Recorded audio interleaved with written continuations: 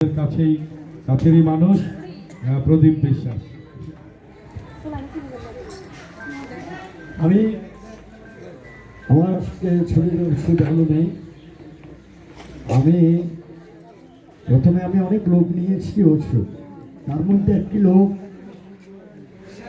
আমি তাপসদার বক্তব্য শুনবো এবং তাপসদার গান শোনার জন্য কিন্তু এখনো পর্যন্ত, কারণ যদিও আমারও শারীরিক অবস্থা তেমন ভালো নেই, কণ্ঠটা রুদ্ধ, সর্দিয়ে আজকে প্রায় একটু অসুবিধা হচ্ছে। আমি প্রথম দাদার একটু গান শুনব। আমাদের কেন্দ্রীয় সাধারণ সম্পাদক অত্যন্ত সম্মানিত শ্রদ্ধেয় তাপস বর্মনদার কণ্ঠে একটি গান শুনব।